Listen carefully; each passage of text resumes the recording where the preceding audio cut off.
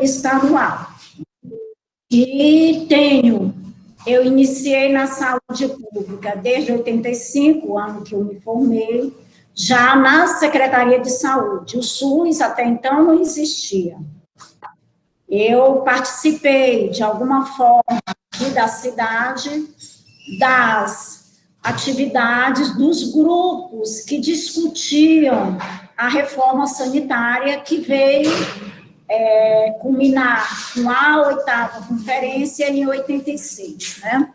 Então, já tenho um caminho percorrido na saúde, vamos chamar de saúde pública, mesmo antes do Sistema Único de Saúde, não é?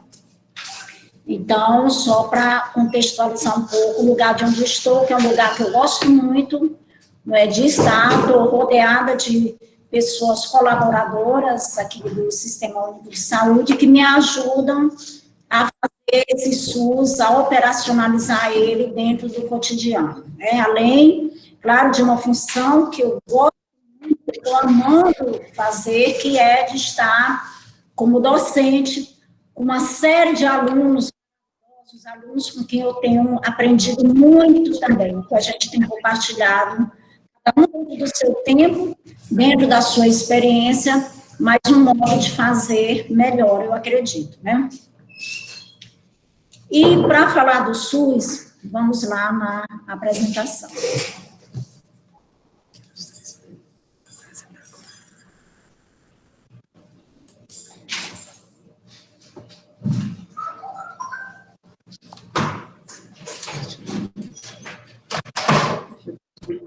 Eu já vou compartilhar a apresentação com vocês. Vou conectar aqui para ver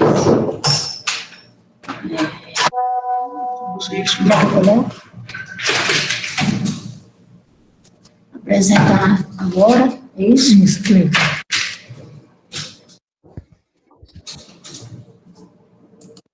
Aparecendo a tela. Mas não está a apresentação. Professora? Estou tentando aqui, peraí. Já. Ok.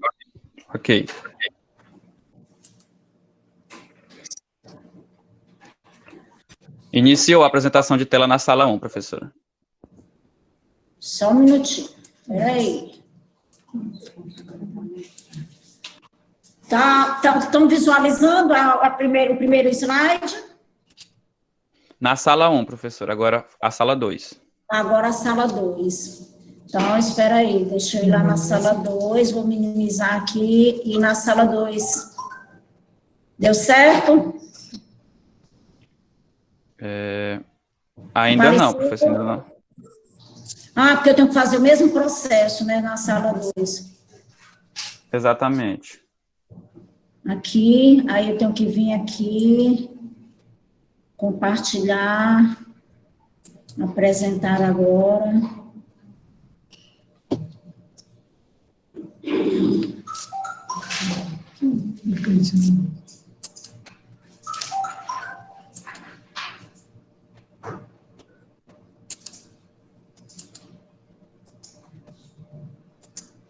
Professora, eu acho que a senhora está na aba da...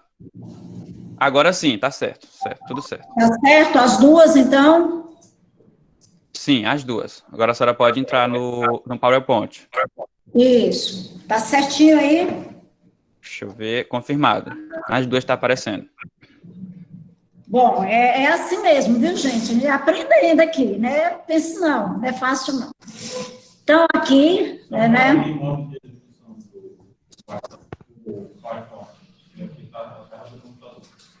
Na tela cheia, né? Então, deixa... Exato, professora. Vou colocar em tela cheia, né? Uhum. Tá certo aí, gente? Sim, professora. Está nas duas salas. Estou conferindo aqui. Então, né, como eu disse, eu tenho graduação em psicologia, você já falou e tudo, né? Para a gente começar, gente, o que eu quero estar compartilhando com vocês? É claro que não dá para todos vocês falarem, né? Porque são muita gente, e aí a hora que a gente ativa os microfones, se ativar mais de um, fica difícil. Mas a primeira pergunta para vocês é: o que é o SUS? Quando você se fala em SUS, quando eu pergunto para você, o que é o SUS? O que é o Sistema Único de Saúde? Qual é a primeira palavra, a primeira imagem que vem na sua mente? Vocês podem estar aí colocando no chat, né?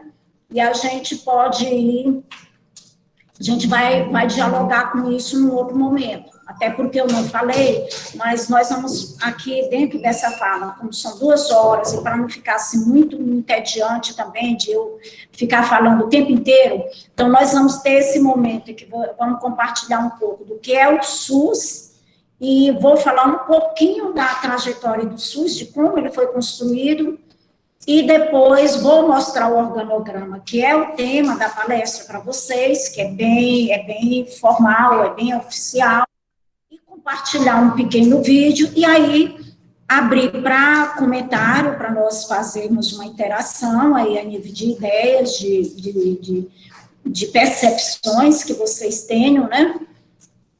Tá certo assim? Entendido, gente? Tá certo, professora. Tá me ouvindo, né? Tá bom. Então, sim. Colocando o que é o SUS. Já tem alguma coisa aí? O que é o SUS? Qual é a primeira ideia, a primeira imagem, ou uma palavra só para você do que é o SUS? Vocês podem estar compartilhando aí no chat. Professora, a Marlene Costa Lima escreveu aqui, SUS é uma política de saúde para todos e a salvação da saúde do povo.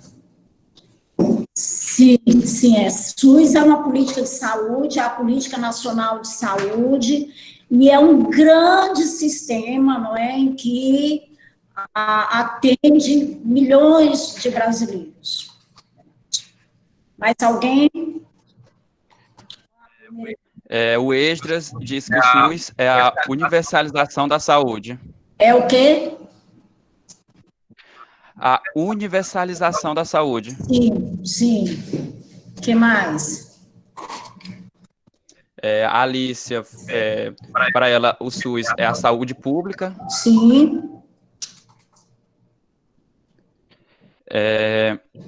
Para Karen Stephanie, é um sistema de saúde que tem como princípio o acesso universal com equidade e integral. Muito bem, certo? Muito bem. São os princípios do SUS. A Karine, o sistema de saúde público para todos e dever do governo para com o povo. Sim, dever, né, do governo para com a saúde da população, isso. Sim. Aí a última aqui, do Daniel Guedes, o SUS é a garantia de um direito constitucional. Certo. É verdade, tudo isso é SUS. Tudo que foi colocado aqui é SUS. Então, é importante que as pessoas tenham essa visão. O que ficou claro por esses poucos comentários que nós tivemos, mas que o SUS, foi falado de princípio, de princípios da universalidade, da integralidade, foi falado da universalidade, quer dizer, significa uma saúde para todos, foi falado de que o SUS é direito de todos e é dever do Estado, tudo isso, sim, é SUS. Mas aí eu quero colocar para vocês um pouco de como, de forma rápida, de como esse SUS aconteceu, né? Como que ele foi, porque o SUS não foi assim uma decisão do governo, de que o governo era bonzinho, e viu que a população estava sofrendo, que todo lá precisava, sim, atender essa população, não. O SUS, ele nasce de uma grande mobilização, de uma grande conquista do povo brasileiro. Se nós formos compreender, para a gente compreender melhor, por exemplo, em 53, a gente tinha o Ministério da Saúde, foi quando foi criado o Ministério da Saúde, né? Nessa época, o que o Ministério fazia, né? O que esse órgão, que era um órgão de governo, fazia? Ele desenvolvia ações de prevenção de doenças, muito voltada, por exemplo, tinha as grandes campanhas de vacinação voltada para o controle de endemias. Como era que era a saúde nessa época? Poucos hospitais especializados, a gente tinha alguns hospitais clássicos, por exemplo, na área da psiquiatria, na área da tuberculose, né, porque a gente tinha muito, era uma incidência grande na época, tinha a Fundação CESP, que era também onde tinha os hospitais que ficavam mais no Nordeste e Norte do Brasil, as Santas Casas de Misericórdia, que eram mais localizadas mais Sul, Sudeste do país. Então, a gente tinha, vamos dizer assim, serviços que funcionavam, né, de forma mais ou menos coordenada por esse órgão, né? Na década de 70 e 80, embora não esteja aqui no slide de vocês, que eu comecei a partir de 86, para não ficar uma coisa muito extensa e muito pesada, qual era a conjuntura, né? Quando todos que fatos, né, e grandes acontecimentos que é importante que nós possamos conhecer. É importante como é que era a conjuntura na década de 70, década de 80, já próxima a 90, onde o SUS é criado. A gente sabe que o país passava por uma grave crise socioeconômica, né, política, altos índices de inflação, na saúde, período de estagnação econômica, não é? Com a questão dos atrelamentos ao FMI, por exemplo, na área da saúde, hospitais, os que tinham, ainda que não eram tantos, superlotados, muita gente nas filas, nos corredores. Então, assim, a gente tinha nessa época um clima de insatisfação generalizado. Se nós formos lembrar qual era a situação política da época, né, por exemplo, nós vivíamos, né, nessa época, um regime sob a ditadura militar, né, que aconteceu em 64, com o golpe de 64, e foi até 85. Nós vivemos 21 anos sob um regime ditatorial, que é óbvio que a maioria de vocês não viveu sobre isso, porque vocês não tinham nem nascido, são pessoas bastante jovens que estão aqui, né, partilhando esse momento aqui conosco, mas foram anos difíceis, uns anos de liberdade, restrições de liberdade, de ano em que a gente não podia falar o que pensava, não podia se expressar, anos de muita contenção, de muitas privações, além dessas questões econômicas. Aí vejam bem, a gente agora acompanhando aqui na linha do tempo do slide. Aí nós temos, né, depois de 85, um ano depois, com todo esse clima de insatisfação, quer dizer, os trabalhadores das indústrias, os operários, os metalúrgicos, os trabalhadores, a grande massa intelectual do país, por exemplo, as escolas médicas do Rio, Bahia, São Paulo, o clima de insatisfação foi tão generalizado que eles conseguiram confluir para todo um movimento, todos esses setores da sociedade, pessoas das mais diferentes camadas sociais também participaram, grande parte da classe média também engrossou esse movimento, e que veio culminar com um movimento que foi conhecido, né, por todo o Brasil como o movimento da reforma sanitária, um movimento cujas bandeiras eram as bandeiras de que tinha que mudar o sistema de saúde, que a população tinha que ter acesso à saúde quando ela necessitasse, quando ela presenciasse. Porque, gente, até então, quem era que tinha direito à saúde? Era quem podia pagar. Então, era o quê?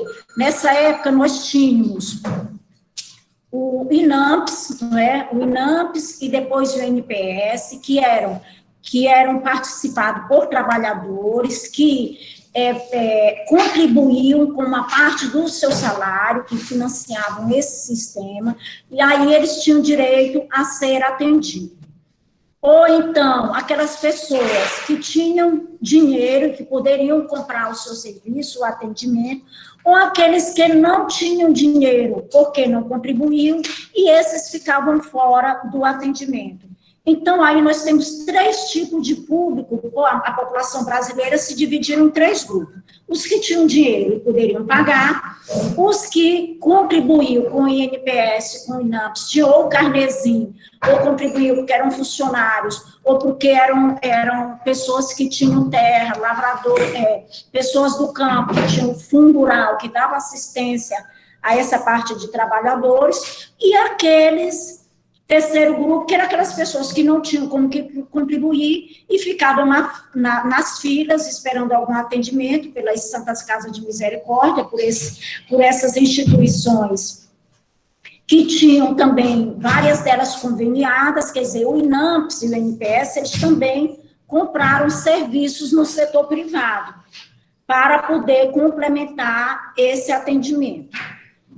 E todo esse movimento, ele culminou com a 8ª Conferência Nacional de Saúde, que foi feita em 86. Eu acredito uma das maiores conferências que o país já viveu, onde essas diversas categorias de trabalhadores do país se juntaram para reivindicar que houvesse uma mudança na saúde para todos os brasileiros. Então, a 8ª conferência foi um grande marco na história do SUS, ela é um ponto central.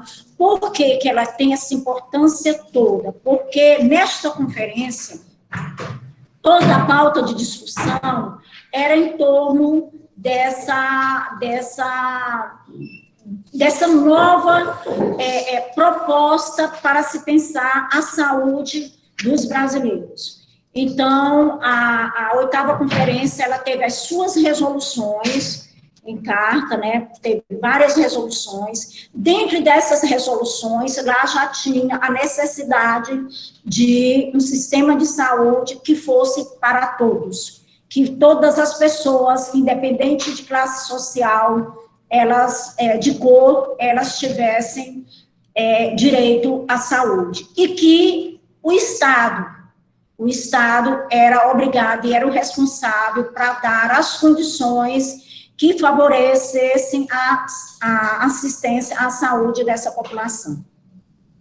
Em 88, a gente tem a nova Constituição brasileira, que foi promulgada em 5 de outubro de 88. Um grande movimento que também vocês não participaram, mas os pais de vocês, avós, com certeza, porque foi uma coisa que mobilizou o país inteiro, para poder termos essa nova Constituição.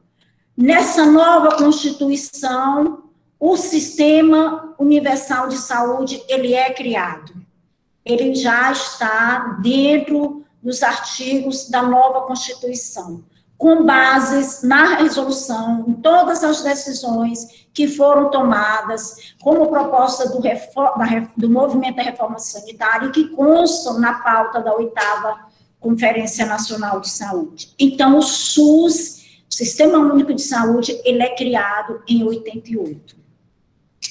Dentro da nova Constituição, dentro da Carta Magna, que é a nova Constituição brasileira.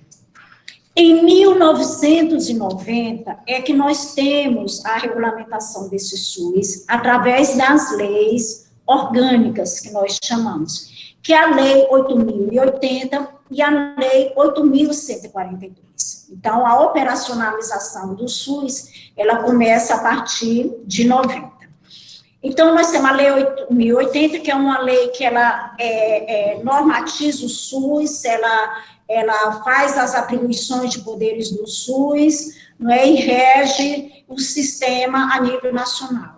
E a Lei 8.142, que também é uma lei muito importante, vocês com certeza vão estar vendo isso dentro da programação da grade curricular da graduação da medicina, a 8.142, que é uma lei que fala da participação popular, na formulação das políticas e no acompanhamento do Sistema Único de Saúde e também da distribuição do financiamento dos repasses financeiros do SUS. Então, são duas leis básicas, importantíssimas, não dá para falar do Sistema Único de Saúde sem falar dessas leis que regem todo esse sistema. Estão conseguindo entender, gente? Ou estou falando muito rápido? Não, professora, tá no... Sim, doutora. Tá dando para entender? Sim, tá no nível bom, na velocidade boa. Tá, não estou correndo demais não, né? Quando eu tiver, vocês falam não. Aí, desacelera um pouquinho. Ok. Tá bom. Então, gente, aí, com essas duas leis, o que nós temos a partir daí? Aqui. Nós temos, por exemplo, as normas. Espera que eu já fiz. Tomando água, um pouquinho. As normas, que são normas operacionais básicas. Nós temos normas de 91, 93, 96. Essas normas operacionais básicas, né, de alguma forma, elas vão estar detalhando essa operacionalização do SUS a nível nacional, como é que ela vai acontecer nos estados e nos municípios, quais as competências, o que atribui a estados e municípios. Então, ela vai fazer um certo detalhamento nessa operacionalização do SUS. É mais normatizar para organizar, porque, veja bem, até então, gente, nós não tínhamos o Ministério da Saúde lá e atividades e serviços de saúde pontuais, sem que, na verdade, eles estivessem, de fato, integrados e articulados, por exemplo, numa política de saúde. A gente tem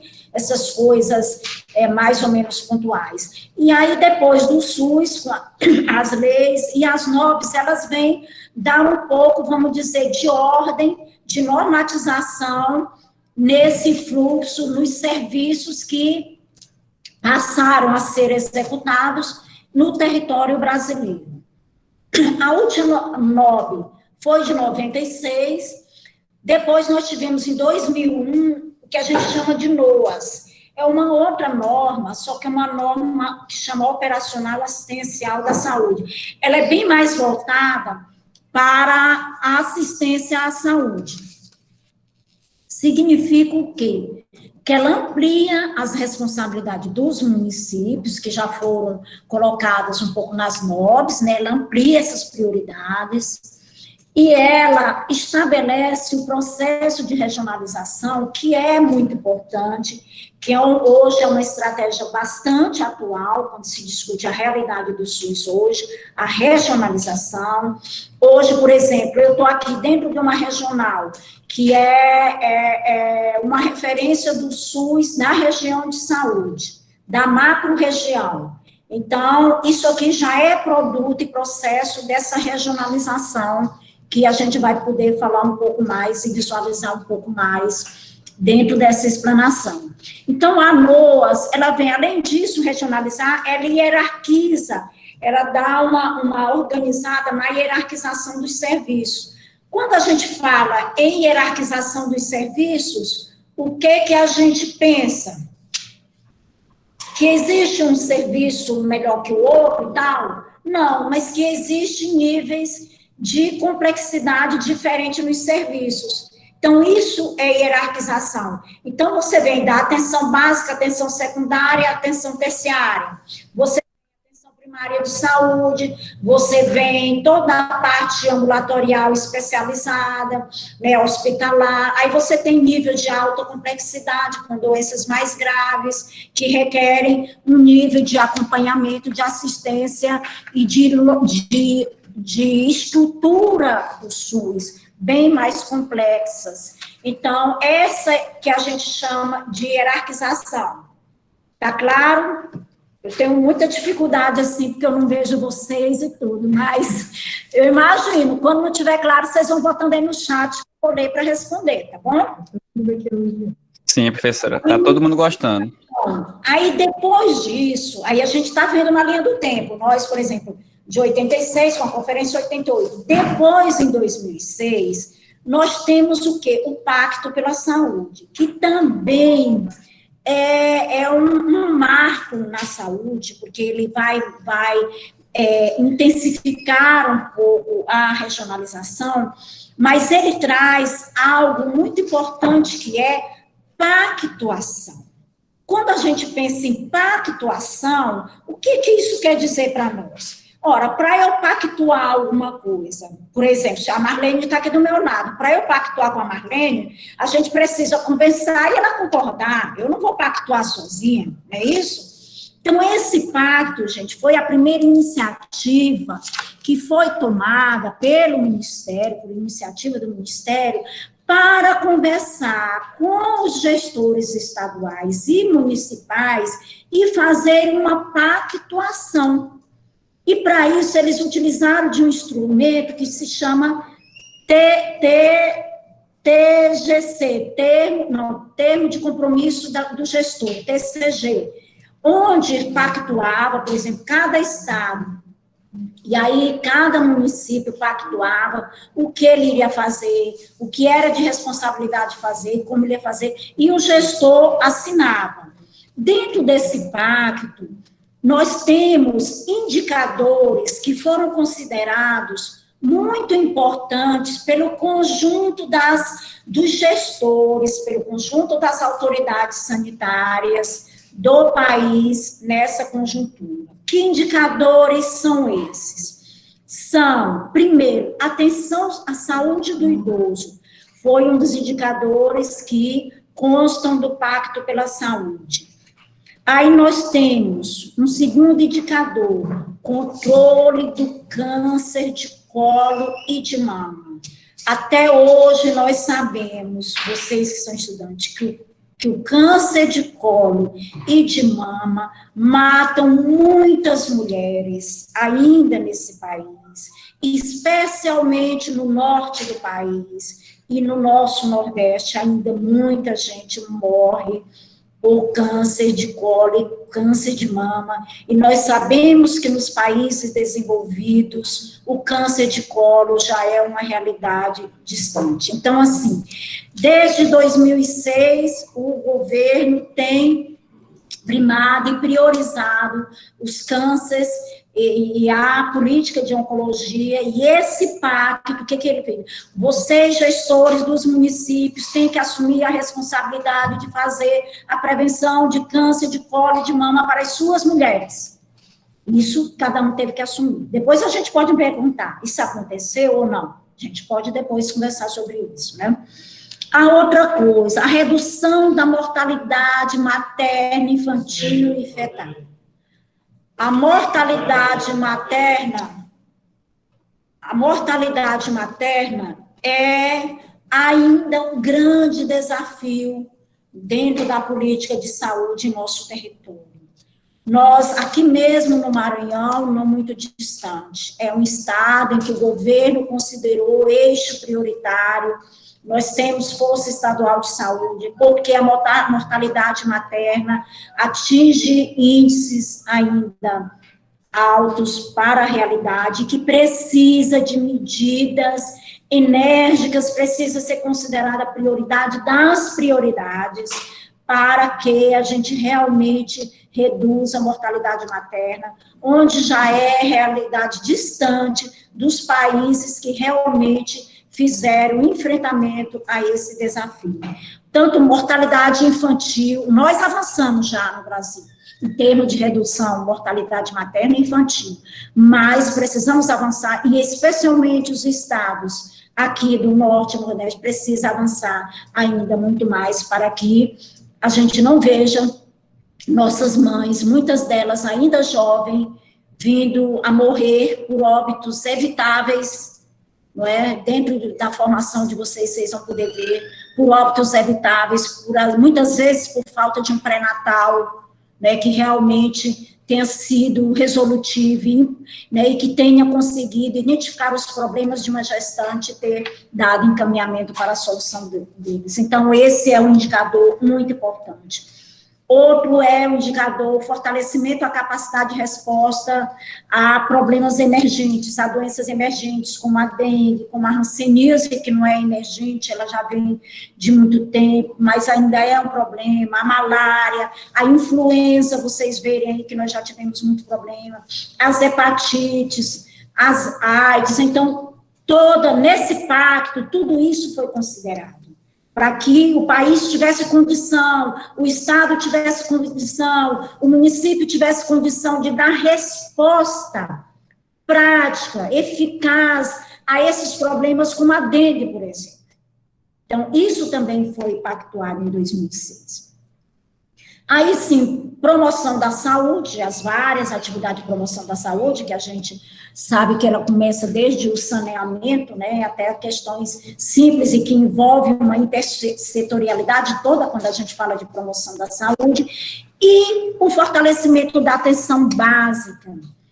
Por quê? E em 2006 isso foi considerado importante. Se a gente for na linha do tempo, nós vamos constatar que houve uma implementação importante na atenção básica em relação à saúde da família, por exemplo, que antes, até tempos atrás, era considerado como um programa, e hoje ele é considerado uma estratégia de saúde da família, que existe em todo o território brasileiro e que cobre mais de 60% da população e que tem melhorado a vida da população e melhorado indicadores de saúde.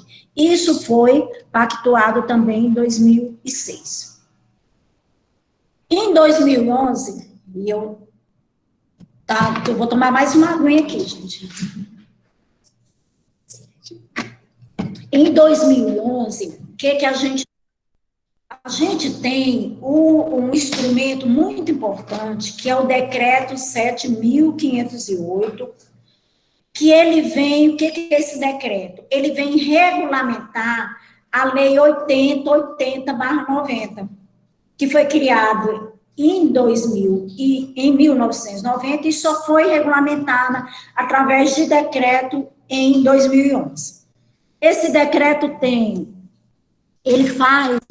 ele traz vários conceitos dentro dele, traz conceito de região de saúde, de mapa de saúde, o que é porta de entrada, ele redefine competências na saúde, ele traz a lei 12.401, que é essa lei que está aqui, que dispõe sobre assistência farmacêutica, porque houve um impulso importante na assistência farmacêutica no país, cria as CUNITECs, que são as comissões nacionais de incorporação de tecnologia em saúde, e quem acompanha os planos e diretrizes, os protocolos de diretrizes clínicas terapêuticas, toda a medicação que vai ser feita, ela vem dentro de um protocolo, especialmente medicação de alto custo, que é dispensada pelo SUS, não sei se vocês sabem disso, mas remédios caríssimos, né, para oncologia, para transplante, tudo isso é dispensado pelo SUS, e essa lei tem um peso muito importante. Aí nós temos a lei 12.466, que também está aí, ela também altera a 8080, em relação aos conselhos e às comissões intergestores tripartite, que eu vou também estar falando depois um pouco para vocês. E, além disso, também, a gente tem a Lei Complementar 141/2012, que já vem em 2012, ela faz o quê? Ela regulamenta uma emenda constitucional, que foi feita em 2000, veja bem, em 2000, só em 2012 ela foi regulamentada. Por quê? Porque atende a determinados interesses e contraria outros, né, gente? Então, ela foi regulamentada em 2012, e ela determina claramente as contribuições das 3 esferas de governo, tanto União como Estado e município na saúde. Por quê, gente? O financiamento da saúde, ele é tripartite. O que significa isso? Ele é feito pelo município, pelos estados e pela União, certo? Então, por isso, as resoluções da Política Nacional de Saúde, ela acompanha as resoluções tripartite. Em toda, quando o SUS foi criado, e a lei 1990, né, então eles falam da descentralização político-administrativa, não é? Dessas 3 esferas de governo que eles compartilham os recursos públicos e cada um tem responsabilidades em relação à política de saúde, certo? E que isso tudo é feito como? Através dessas normas, através das resoluções, através desses instrumentos que vão sendo passados por essas instâncias de governo, né? E aqui a gente tem ainda dentro aqui a questão da regionalização, que eu já falei para vocês, a integralidade eu vou falar um pouco mais quando eu vou falar dos princípios, e a participação da comunidade, que está na Lei 8.142, e o que é importante a gente deixar claro aqui, que depois de tantos anos, com a Constituição, com a criação do SUS, a saúde, ela passa a ser um direito social. O SUS, gente, é uma conquista social. O SUS, hoje, ele não é uma política de governo, do governo Temer, do governo Dilma, do governo Lula, do governo Bolsonaro. Não é. O SUS é uma política de Estado. E isso é muito importante, porque o governo pode não achar, ele tira daqui, tira dali, como a gente tem assistido ultimamente, mas desfazer e destituir uma política de Estado é bem mais difícil. Está claro até aqui, gente? Então, vamos continuar.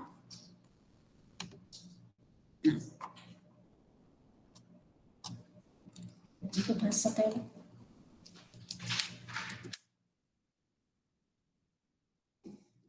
Bom, agora eu vou passar...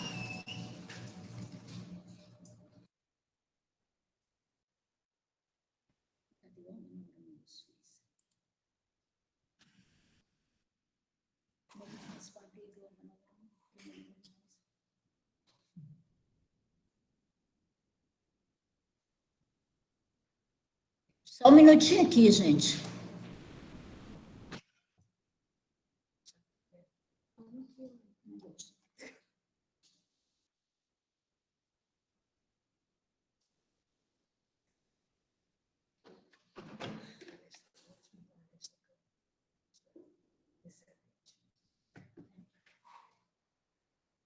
Estou tentando abrir aqui, viu? Aguarda aí um pouquinho.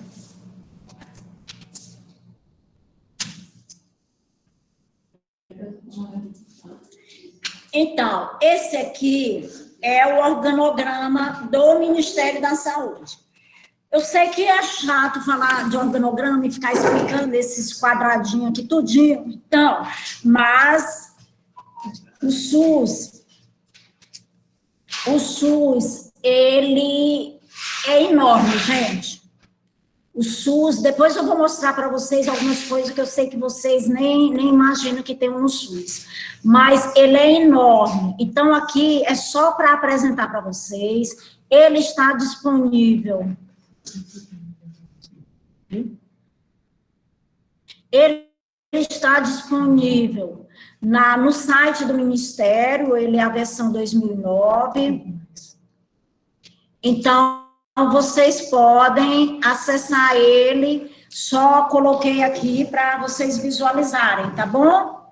Visualizarem, agora eu vou explicar um pouco como é que ele, um pouco dessa organização aqui em fluxo, né? Porque ele tem um fluxo, não é? Que começa do Ministro da Saúde. Pode ser? Então, eu vou fechar essa tela, porque já mostrei para vocês sabem onde encontrar, caso alguém queira estudar mais detalhadamente, tá bom assim? Eu vou fechar essa tela e nós vamos, então, continuar a apresentação, vou falar de organograma, vou tentar ser breve, para não, porque nós vamos abrir um tempo para a gente conversar um pouco, tá bom? Deixa aqui, né? Acho que não.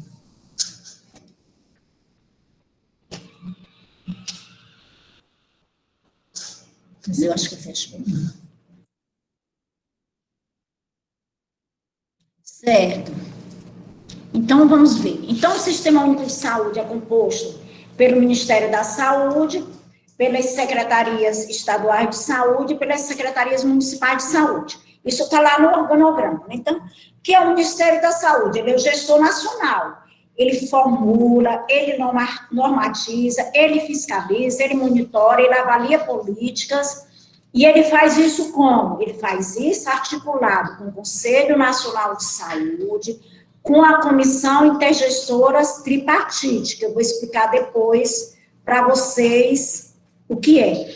E integram a estrutura do SUS, a Fiocruz, que vocês conhecem, eu tenho certeza que é o maior centro de pesquisa que nós temos e de estudos na área da saúde. Tem a FUNASA, que é a Fundação Nacional de Saúde. Tem a Anvisa, que é uma autarquia, a Agência Nacional de Vigilância Sanitária. Tem a Agência Nacional Suplementar, que são os planos privados. Tem a Hemobras, tem o INCA, que é o Instituto de Câncer. Tem o INCTO, que é o Instituto de Ortopedia. E 8 hospitais federais, um bocado no Rio de Janeiro, né? E as secretarias de saúde que participam da formulação das políticas de saúde, mas acompanhando a política nacional. Por exemplo, a Secretaria Estadual de Saúde e a Secretaria Municipal de Saúde, ela não vai fazer uma política contrária totalmente à política nacional de saúde. Não é isso, Benta? Então, ela acompanha, o Estado e o município têm autonomia para fazer as adequações a nível da sua população, das suas peculiaridades, do seu território, mas segue uma política nacional.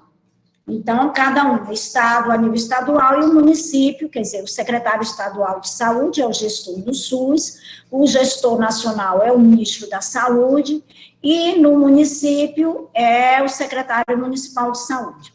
Temos os conselhos de saúde, que também integram em cada ente da federação. Nós temos Conselho Nacional de Saúde, que ajuda na formação das políticas a nível nacionais, acompanha, fiscaliza.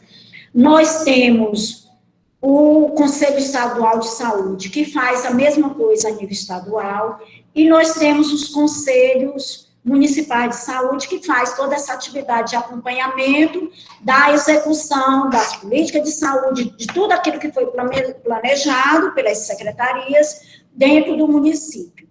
Isso, gente, os conselhos, eles fazem aquele princípio organizativo que nós vamos falar lá na frente, que é o controle social. Então, o secretário é o gestor, mas o conselho está ali para ver se ele aplicou o recurso da forma correta, se ele está fazendo aquilo que foi planejado, se ele substitui as ações sem consultar ninguém. Então, tudo isso tem um acompanhamento e tem o secretário de saúde ou o secretário estadual, ele não pode fazer uma coisa só da cabeça dele, porque ela acha que é bom, que é bonito, não. Ele não pode gastar um dinheiro que vem para uma conta e outra coisa, não. Tudo tem que passar pelos conselhos de saúde.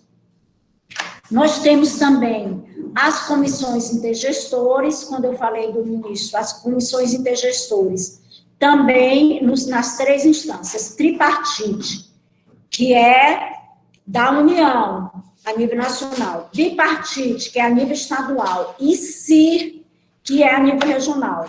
Por exemplo, eu acho que agora quem assiste televisão e assiste Jornal Nacional, jornais nacionais de várias emissoras de TV, eles têm falado bastante agora aí com a pandemia em CONAS e em CONASEMS. De vez em quando, o diretor do CONAS, o que é isso? CONAS é o Conselho Nacional de Secretários de Saúde a nível estadual, que acompanha que tem assento em participação dentro da tripartite, que participa do Ministério da Saúde, Conselho Nacional de Saúde, os Conselhos Estaduais de Saúde.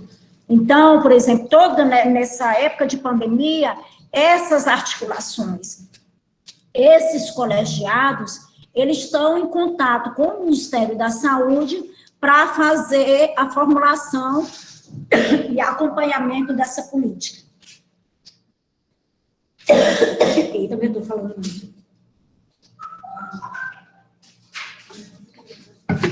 Então, compreendendo, gente? Diz aí. Então, vamos falar agora. Sim, professora. Dos princípios do SUS.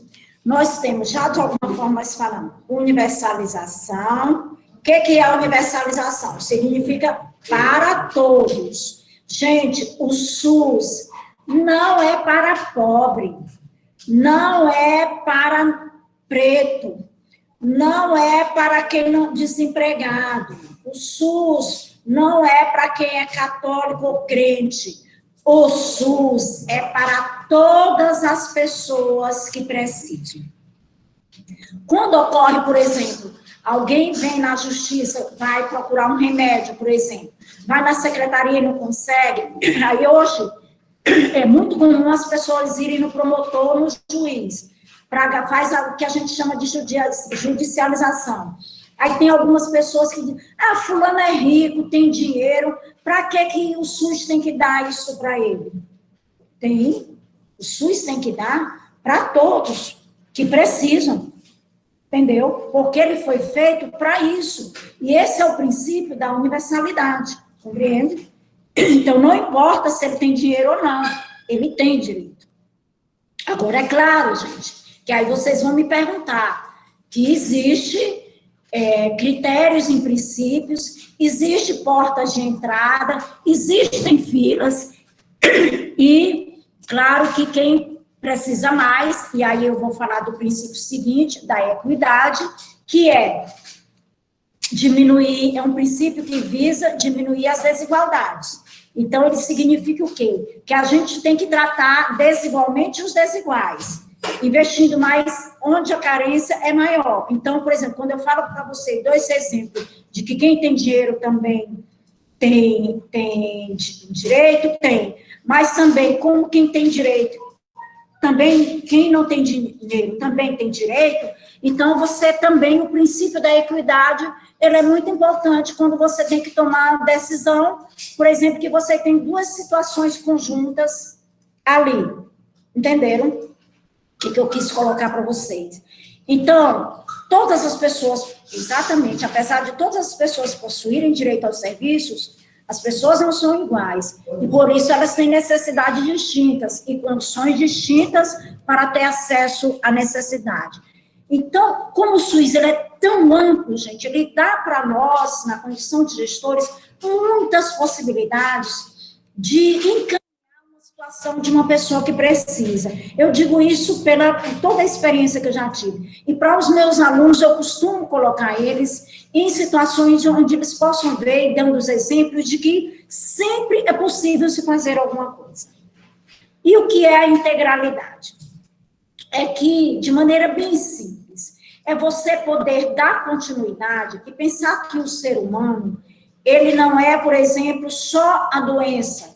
Ele está com um problema no estômago, um problema cirúrgico, ele vai resolver aquilo, mas ele tem uma outra série de necessidades que precisam ser acompanhadas. Então, por exemplo, a gente, aqui um exemplo muito simples, montamos um serviço, havia muita demanda para um serviço de cardiologia, você contrata um médico, aí todo mundo consulta, aí tem um monte de exame. Se você não tem um eletrocardiograma, um ecocardiograma, um Holter, e aí o médico pede, o que vai acontecer? Se você não tem para onde encaminhar, esse paciente vai ficar com a consulta dele na mão, e aí vai esbarrar por aí. Então, o princípio da integralidade, ele diz que nós temos que pensar na linha do cuidado.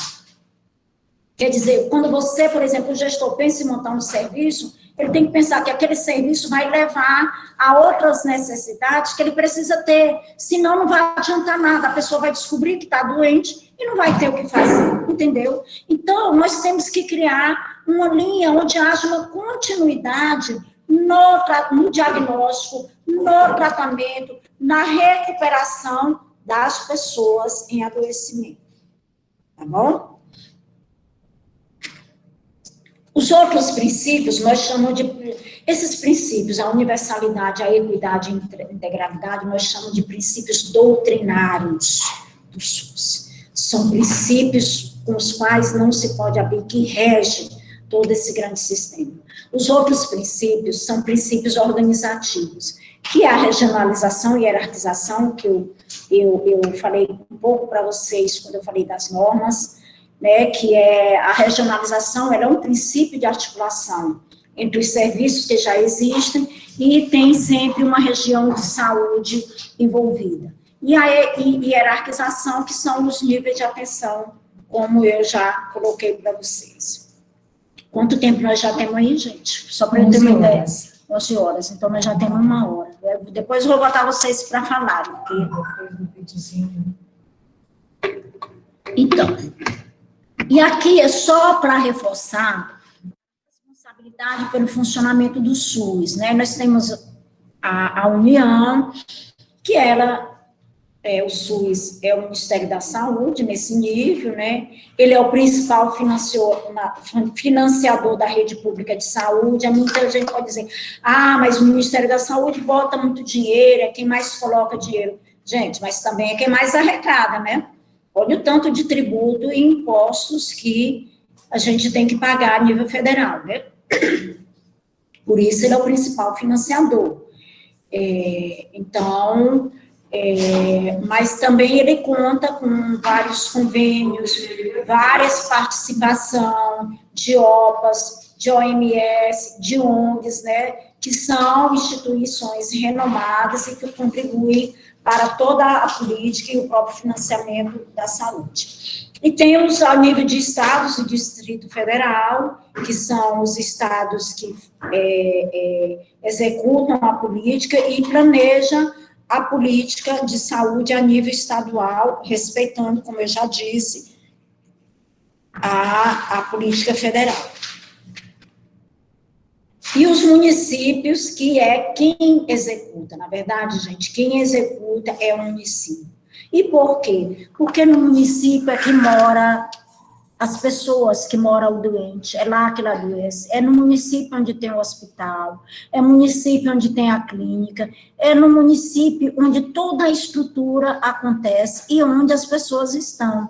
Então, o município é o grande executor da política de saúde do SUS. O Estado, ele tem muito um papel de coordenar, de acompanhar, de assessorar e, algumas vezes, de executar, sim, especialmente, né, por exemplo, nessa pandemia, a gente for ver, a gente acaba que nós, né, Estado também passou a ajudar na execução de muitos dos serviços, né. E aqui, esse slide é só para mostrar um pouco que, né, eu já falei um pouco aqui da reforma sanitária, né, para vocês, né, que 86, e da Constituição do SUS, o SUS como política de Estado, que eu também já coloquei aqui para vocês, e as redes de atenção, que eu não vou citar aqui, embora colocando, só que a gente está aqui nesse momento da Política Nacional de Saúde, discutindo muito esse modelo, que é um modelo de gestão, que é muito importante, porque vai complementar e vai detalhar essa organização do cuidado, mas que não vai ser o objetivo da gente nessa explanação, porque levaria muito tempo, e a gente precisaria se detalhar bastante sobre isso, mas eu acredito que em momentos para frente isso possa acontecer. E aqui, então, eu vou passar um videozinho. Eu acho que... Deixa eu ver aqui. Eu vou diminuir os slides e porque eu não consegui inserir ele aqui, não deu certo. Então, eu vou passar aqui para vocês. Cadê ele?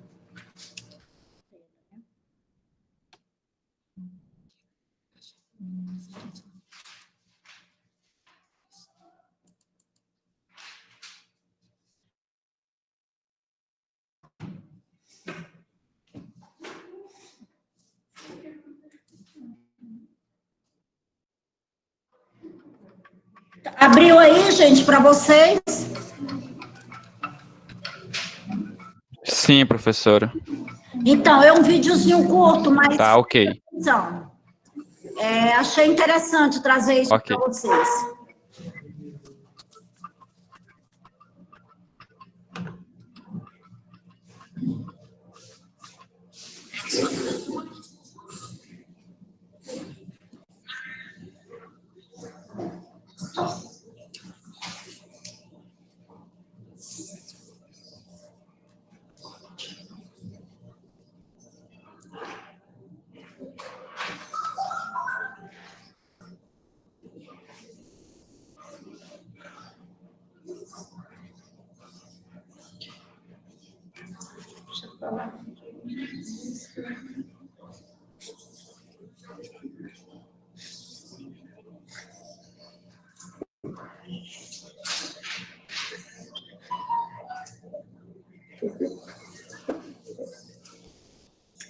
A gente bota no chat.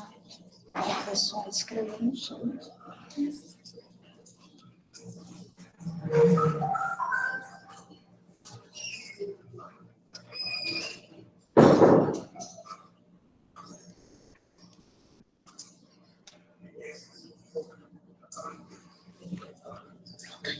Depois de assistir o filme, faça as perguntas.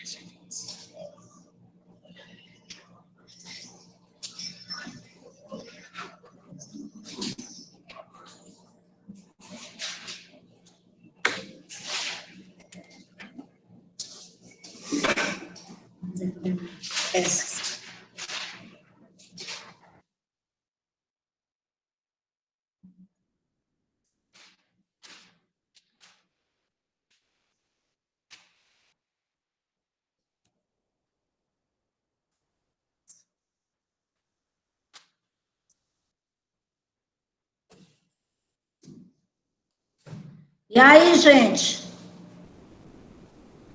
Oi, povo, tá me ouvindo? Oi. Professora? Professora? Saiu só o vídeo, a imagem, o som do vídeo não passou, o pessoal disse aqui no Não passou? chat. Ué, pois aqui para mim estava com som. Não, saiu só as imagens. A imagem passou normal. Eu também não entendi. Que era para ter saído o som, mas o pessoal disse aqui no chat que não saiu o som Vocês também não ouviram em não, o ninguém. som? Nem aqui no meu também. Vixe, Maria, o que será que houve? Não, o pessoal não ouviu, professora. Só o vídeo passou, o vídeo passou O meu normal. passou normal. O de vocês passaram? O vídeo aí, Benta, teu vídeo passou normal.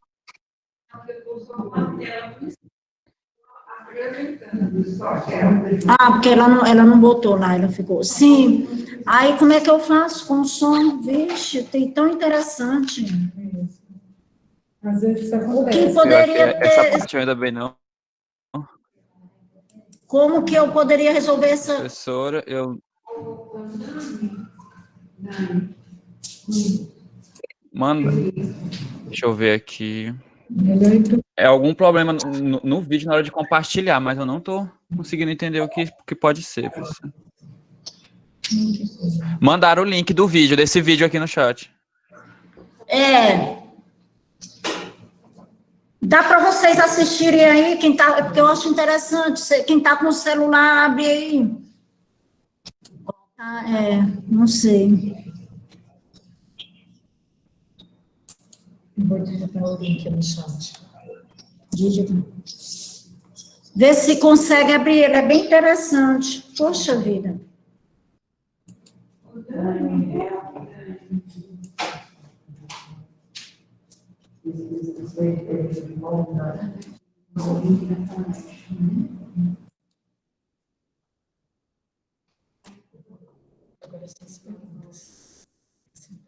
Oh, mas eu queria, como é que eu faço? Eles estão tentando. Vocês estão tentando aí, ver se dá?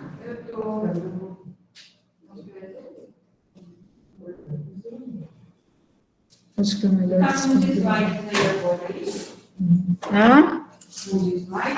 Será que meu microfone está com fone de ouvido? Tá. Pode ser, né? Como é que eu tiro de fone de ouvido aqui, Valmir? Meu microfone, será que é porque está em fone de ouvido? Que eles não conseguiram? Eles não conseguiram ouvir. Não conseguiram ouvir. Viram a tela, mas não ouviram. Mas tá com o olho. Não, mas ele estava ligado em fone de ouvido. Vamos ver como é que eu mudo aqui.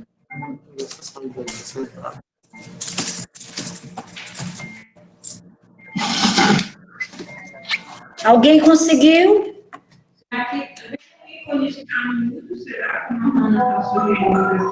Não? Professora, pediram para a senhora botar o vídeo e liberar o áudio. Para eu liberar o áudio? Libera o áudio, então. Aonde é que eu libero esse áudio, meu filho? Da sua imagem, tá? Não, professor, libera o vídeo que eu vou colocar o vídeo no meu celular e colocar o áudio para aparecer pelo meu fone. Eu boto o vídeo. Só entendeu? Vou liberar. Só pode liberar o vídeo que eu vou. Só libera o vídeo aí que eu vou liberar o. Ok, só um minutinho que eu vou abrir aqui o vídeo. É igual ao outro. Mas Cadê a sua apresentação? Cadê a sua imagem? É isso aí.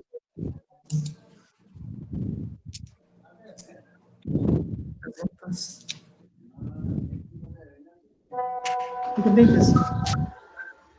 Bota o vídeo, professora, que eu vou clicar o áudio. Eu não estou vendo esse microfone. cadê o microfone? Cadê o microfone que eu não estou vendo aqui?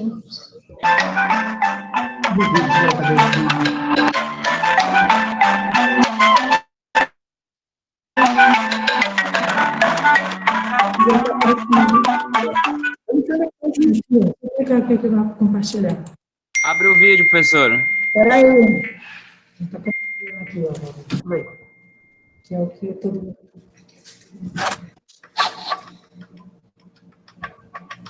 Pronto? Deixa eu ver se está assim.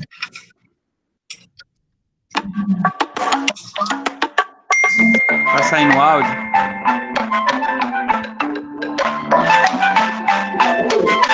Deu certo? Deu certo, Bruno? Tá saindo o áudio aí, professora? Pergunta para ele aí se deu. época não era assim. As pessoas antes da criação do SUS, na Constituição de 1988, era muito pior. As pessoas só tinham atendimento se pagassem. As mais carentes e os trabalhadores sem carteira assinada não tinham direito a nenhum tipo de tratamento. Mas com o SUS não é a mesma coisa? Com o SUS é um pouco diferente. O senhor sabia que todo mundo usa o SUS? Ah, isso não mesmo. Esses políticos cheios da grana não enfrentam essas filas. Eu vou explicar. O SUS não se resume às filas dos postinhos e unidades de saúde. Na verdade, o SUS tem seu ponto forte na prevenção das doenças. O senhor sabia que a vigilância sanitária, que garante a qualidade dos produtos nos supermercados, farmácias, lanchonetes, é coordenada pelo SUS? Esse é um serviço que ajuda a prevenir várias doenças. Outra área de atuação do SUS é por meio do controle de epidemias, nas campanhas de vacinação. O SUS também faz o controle de pragas, insetos e animais nocivos ao ser humano. O SUS ainda promove a pesquisa de novos tratamentos, procedimentos e medicamentos. Outra área de atuação do SUS é nas campanhas para doação de sangue, órgãos, campanhas antitabagismo, transplantes. Uai, então tá por toda parte. Não é só fila, mas tem a tal da prevenção, da educação. Tu sabia disso? Mas se bem que as filas podiam ser menor, né? O maior problema do SUS está longe de ser as filas. Falta melhor distribuição de verbas para as diversas áreas cobertas por ele. Na Inglaterra e em vários países da Europa,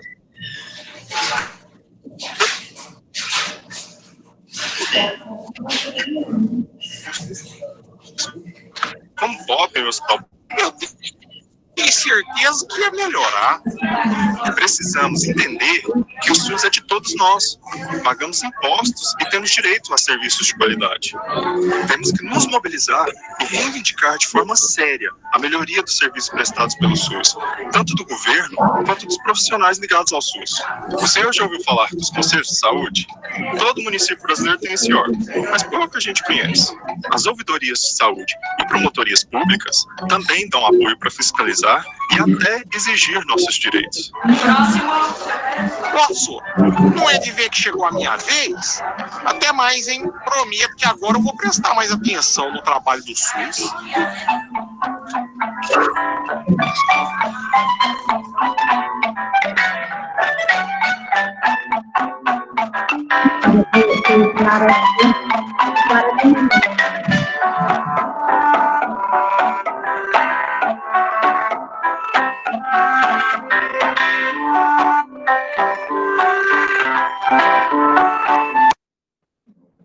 Pronto, deu certo. E aí, gente, assistiram? Agora sim, todos escutaram. Ei, e aí, viram? Oi. Os nossos microfones estão... Gente, eu não estou ouvindo vocês. Porque os microfones estão desligados, mas todo mundo aqui está dizendo que sim, muito bom. Cadê? Excelente, fica aqui no chat. Os microfones deles ficam desligados. Gente, então podemos continuar? Todo mundo escutou. Tem as perguntas, bota para o povo perguntar. Ninguém que perguntou nada, tudo normal, não tem nada. Não acredito, não. Vamos perguntar aí, que eu quero responder. Tem uma pergunta aqui, mas eles não estão me ouvindo. Doutora Iracilda, a senhora acredita que é possível o SUS dar certo em meio a tanta corrupção? Eu tenho que repetir a pergunta. Olha, uma pessoa está perguntando aqui se eu acredito que o SUS pode dar certo em meio a tanta corrupção. Oi. Tá me ouvindo? Oi, você está me ouvindo? Ele parece que não está me ouvindo, gente. Tu está me ouvindo? Tu está perto de mim? Tá ouvindo? Oi, Bruno, está me ouvindo? Alô? Vamos responder essa pergunta enquanto o Bruno aparece. Oi? Eu não sei se as pessoas estão me ouvindo.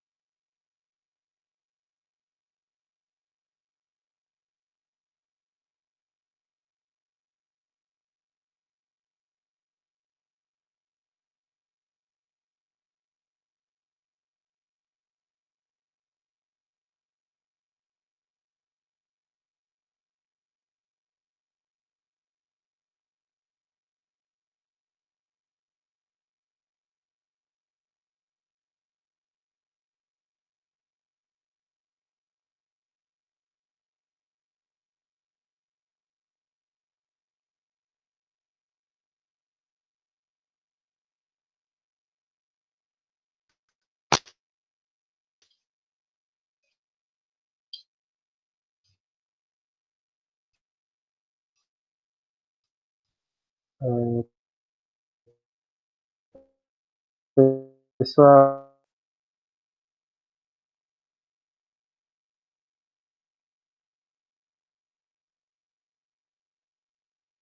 aí entra aí que eu vou segurar o povo aqui.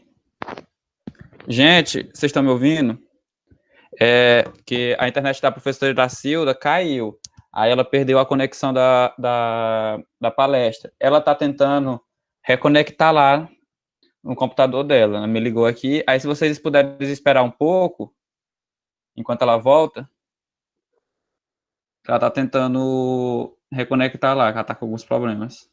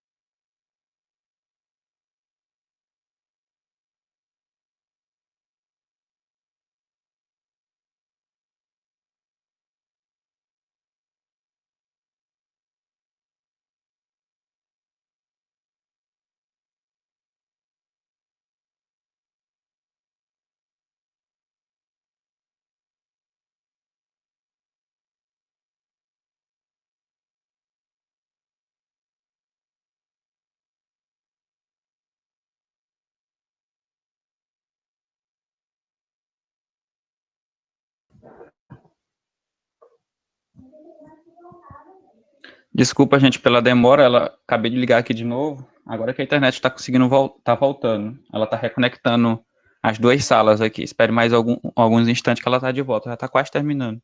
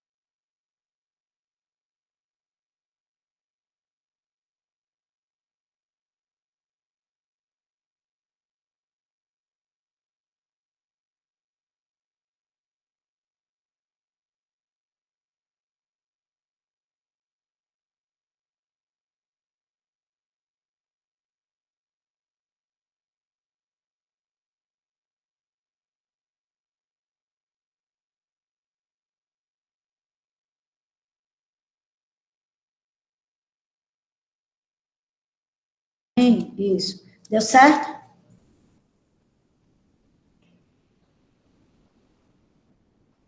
Certo. Fui na outra sala também. Cliquei. Deu certo? Tem que acrescentar na outra sala. Pergunta que aí eu já vou encerrar.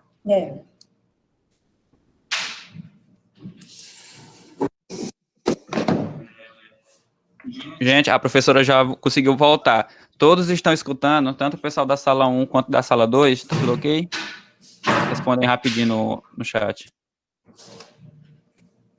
Sala 2 está escutando? O pessoal que está na sala 2? Pronto, professor, tá todo mundo ok. Bruno, na sala 1, ela não está compartilhando tela, só na 2. Isso, me fizeram uma pergunta sobre, pergunta Se você acredita que é possível o SUS dar certo em meio a tanta corrupção. se é possível o SUS dar certo em meio a tanta corrupção. Só já vai encerrar, professor? E aí vou só falar isso aqui e vou encerrar. Tá ok.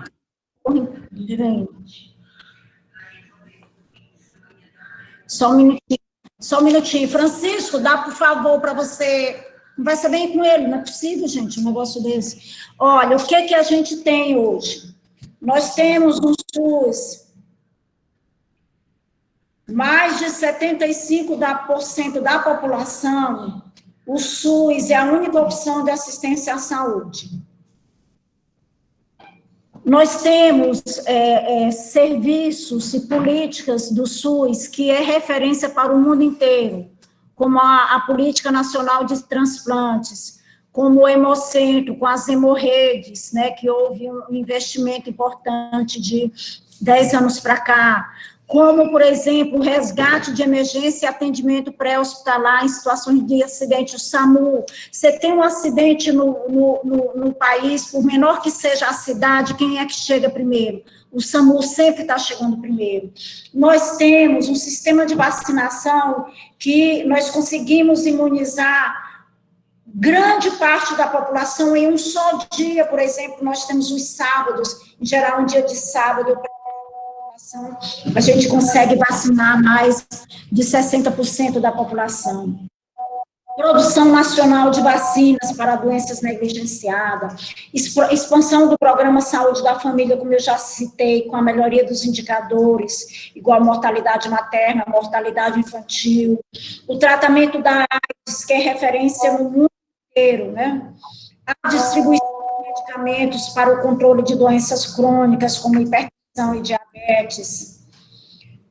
Nós temos, gente, além disso, nós temos políticas específicas que talvez, não sei, vocês ainda são muito jovens, não conheçam, a ouvidoria do SUS, qualquer cidadão brasileiro pode pegar o telefone e se comunicar de qualquer país e falar com essa ouvidoria que é do Ministério da Saúde. Que menina, o maior banco de leite humano do mundo. Dá licença.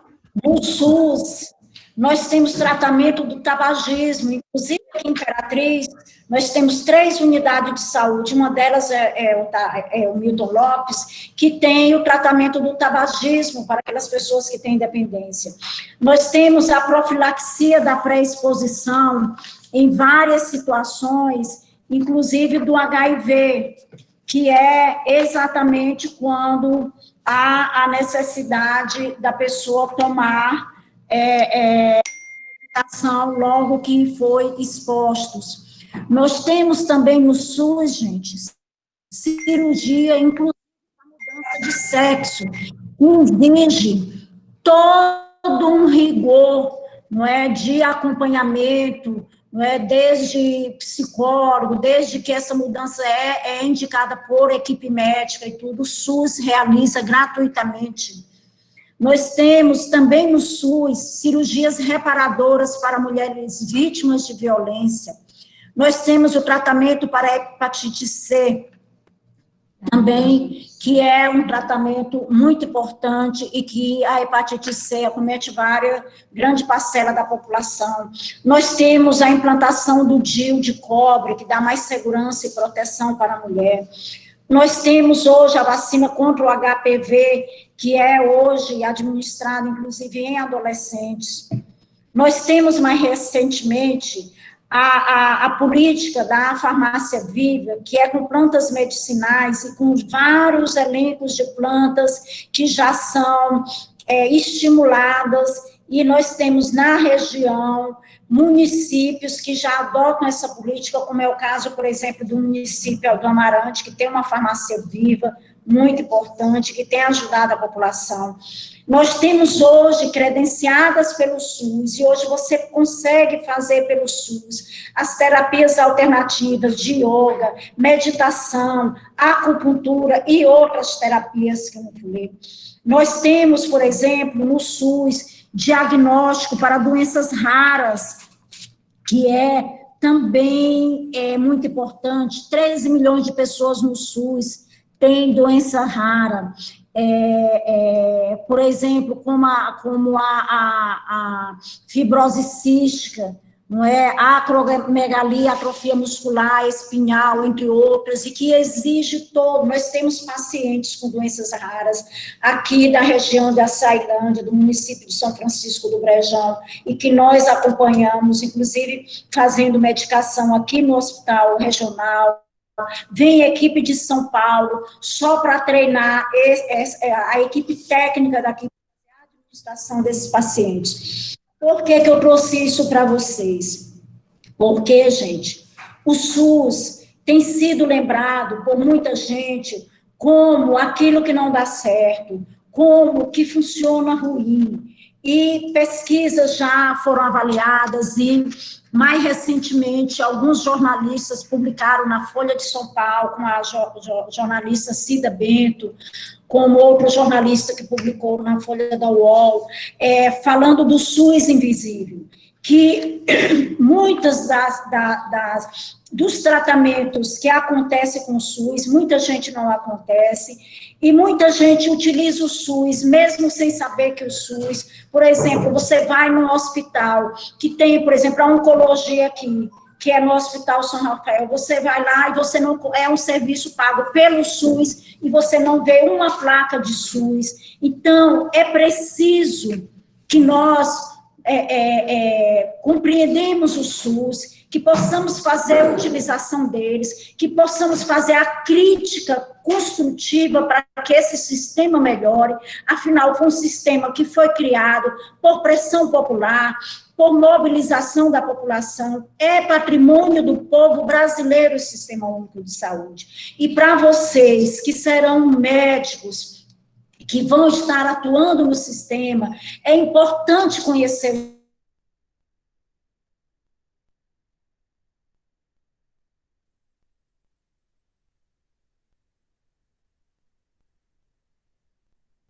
o sistema para que possa melhorar o sistema. O SUS é de pé, o banco de dados sobre coronavírus no SUS, embora o Ministério esteja fazendo isso aí que vocês devem estar acompanhando, de omitir dados, mas a grande implementação da rede pública de saúde, de leitos de UTI, de leitos hospitalares, estão aonde? Quem faz é o Sistema Único de Saúde, que não é do presidente, que não é do ministro, é de todos nós. Compreende, gente? Então, vamos melhorar o SUS cada vez mais. Não tem um país com mais de 200 milhões de habitantes que tenha um sistema universal como é o nosso SUS. Tá certo? Era isso que eu queria deixar recado para vocês. Aqui estão as referências que eu utilizei, muito interessante vocês procurarem, quem quiser aprofundar. E aqui eu quero fechar com esse poema de Tiago Melo, que eu achei muito interessante. E aí vocês acompanhem comigo. Faz escuro, mas eu canto, porque amanhã vai chegar. Vem ver comigo, companheiro, a cor do mundo mudar. Vale a pena não dormir para esperar a cor do mundo mudar. Já é madrugada, vem o sol, quero alegria, que é para esquecer o que eu sofria. Quem sofre fica acordado, defendendo o coração. Vamos juntos, multidão, trabalhar pela alegria. Amanhã é um novo dia. Agora eu vou completar sem pandemia, com a graça de Deus. Viu, gente? Obrigada por estar aqui, tá bom? Tchau. Obrigado, professora. Foi um prazer tê-la conosco. E aí, vocês deu para entender um pouco o SUS? Sim, professor, o pessoal está comentando que gostou muito, entenderam. Foi esclarecedor a sua palestra. Tá bom. Nos Tem veremos. uma pergunta aqui do João, rapidinho para encerrar. Professora, como está o SUS atualmente? Como a mudança do governo afeta a sua qualidade? Como é? Repete, por favor. Cadê? Professora, como está o SUS atualmente? Como a mudança de governo afeta a sua qualidade? Olha, o SUS passa por uma situação difícil no momento, né? E vocês devem estar assistindo aí um exemplo, acho que um exemplo claro que está muito próximo de nós agora é essa pandemia. Como é que o SUS tem se manifestado, por exemplo, os gestores do sistema atual, né? Os gestores atuais do sistema, que têm utilizado do SUS para desfazer, por exemplo, a gente vê a questão das informações que são tão importantes para que a própria população se proteja e para que os gestores possam formular suas políticas de acordo com as especificidades. Então, é óbvio que quando o SUS tem tudo para dar certo, mas os gestores do SUS, eles têm uma responsabilidade muito grande em conduzir essa política, não é? Se a gente for fazer, a gente viu, fazendo nessa trajetória que eu compartilhei com vocês, que o SUS avançou. Como é que a gente pode, ele pode dar certo e nós podemos ajudar? Nos manifestando, defendendo esse sistema que é patrimônio de todos nós, onde que, com todas as dificuldades, mesmo com as filas, mesmo com atrasos, a população ainda consegue ser atendida. Você já pensou se tivesse que ser atendida que só quem tivesse dinheiro ou quem tivesse um carnê? Como era que não estava essa população? Olha o tamanho do sistema para poder fazer uma proteção para essas pessoas vítimas do coronavírus, não é? Para que a sociedade também assuma a sua parte. Ele pode dar certo. Agora, cabe muito aos gestores a condução desse sistema. Ele é uma política de saúde que tem ajudado milhares e milhares de pessoas que, se não tivesse um SUS, não estariam mais aqui. O SUS, realmente, eu me considero, eu sou uma militante do SUS, eu aqui onde eu trabalho, como eu apresentei para vocês, é uma região de saúde, é sede de macro-região, nós temos 4 regiões no entorno. A gente procura fazer o SUS cada vez melhor, ajudando que os municípios, gestores municipais do SUS, também façam melhor. Então, o SUS é uma grande política, que é para todas as pessoas que precisam. Eu não sei se eu respondi. Respondeu sim, professora. Tem uma outra pergunta aqui, da Ana Carolina. Na rede privada, os gestores seguem as orientações do SUS ou não? Olha, a rede privada, ela tem sua lógica própria.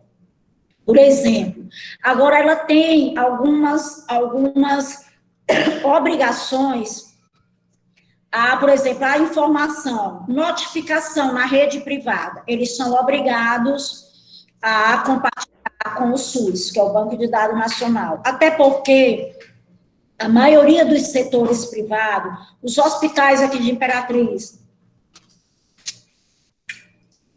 por exemplo, eles têm convênio com o SUS.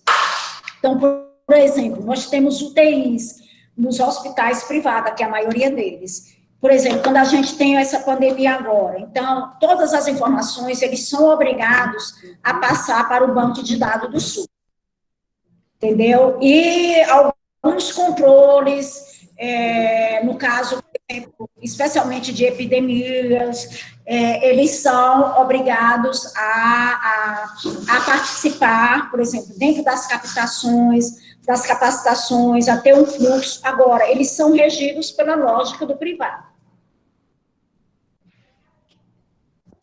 Entenderam? Ok, professora. Foram só essas mesmas as perguntas que eu recebi aqui no chat. Eu acho que não tem mais perguntas, não. Então, acho que nós podemos encerrar a palestra. Certo. Eu queria agradecer a senhora por ter estado aqui conosco, a todos os alunos e convidados que puderam estar aqui presentes. Pedir desculpa pelo alguns imprevistos, porque como nós conhecemos a nossa internet de Imperatriz e da região, não é das melhores, mas é um evento novo e isso pode acontecer recorrentemente. Mas mesmo assim, a sua palestra foi muito esclarecedora. Eu acho que todos só têm a agradecer e com isso eu finalizo. Só tiver mais alguma colocação para finalizar. Não, é isso. Eu gostei de participar com vocês. Tivemos os problemas também aqui com o vídeo, né, que não consegui abrir, mas faz parte do nosso aprendizado. Tudo é muito novo, né? E é isso. Eu acredito que mais para frente vamos nos encontrar e poder aprofundar essas discussões e tal. Mas vocês, com certeza, a maioria irão atuar no SUS. E vamos fortalecer esse sistema que é de todos nós. Não é de nenhum governo, é meu, é seu, ele é nosso. Vamos melhorar cada vez mais o SUS, que é para todos, tá bom? Muito obrigada, viu, gente? Eu que agradeço, professora. Tenha um bom dia. Obrigado. Obrigada.